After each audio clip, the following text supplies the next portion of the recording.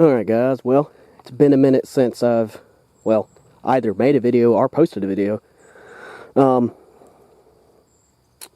do have a video mostly edited from months ago on doing an electric fan swap on the Sonoma. I just haven't finished editing it, and I've got a new PC that I just now put Sony Vegas on, so I gotta go back to my laptop and copy the render files over so I can finish editing that. But anyway, this is an update on the Jeep, and probably haven't seen anything on this in a while.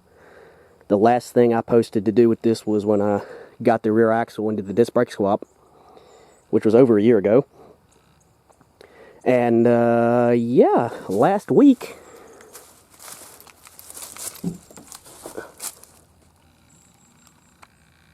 it is dark. You might notice that yoke's new. You might also notice that that is no longer a Dana 35. You might also notice disc brakes. You might also notice that's not the original transfer case. Yes, finally, I put a transfer case in it, and I put that 8 1/4 rear end in it, so it is now driving under its own power. Front axle, on the other hand,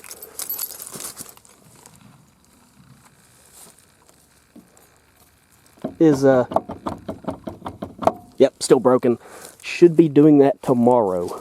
So, come tomorrow, the drivetrain will be fixed. And anyone that has a Rain-X or a 21 spline transfer case, a manual TJ, I forget which transmission, but there is a manual TJ that has a 21 spline transfer case that fits the Rain-X's. So anybody that has an older Cherokee or even a YJ that has a 21 spline automatic transmission, find a TJ that has, I don't know if it might be the AX15, I don't remember, or whatever manual transmission the TJ had. I think there was 2 of them.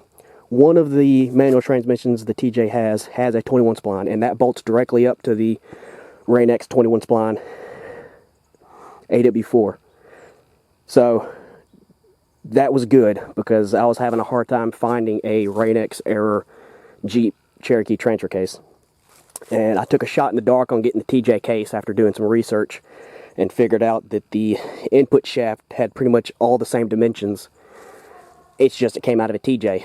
There was a bunch of people that saying, oh, it's not going to fit. Well, it does fit. I think it is clocked differently.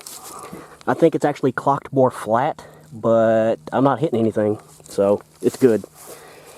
So, yeah, that's just an update. I could start it, but I might come back and do that and add it to the end of this video. But yeah, just a quick update on the Trail Jeep, and it is working. And you might also notice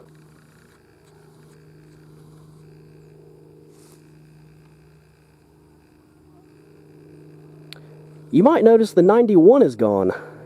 Yes, the friend that sold me this for cheap back when I was having trouble with the 91, and he was struggling a little bit, so I threw him some money and I got it.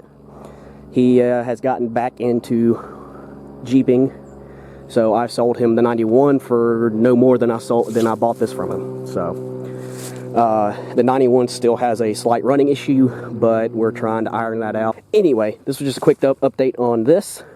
It does still need to be cleaned. I have not touched it. I still need to put the window regulator in it. I need to take the snorkel off of it.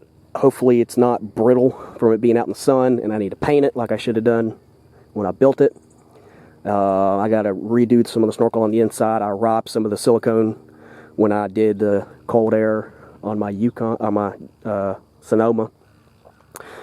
And there's just a bunch of other little things on it. I can finally put the roof rack on it and a bunch of other things. Anyway, but it is driving on its own, under its own power. So I'll also throw in a clip. I'll throw in a clip on what the transfer case happened. I have not taken apart the rear end, but I'll throw in a short clip.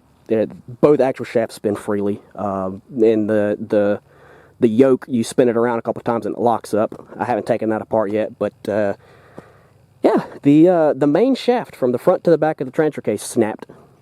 Fun times. Anyway, I will talk to y'all later. Bye.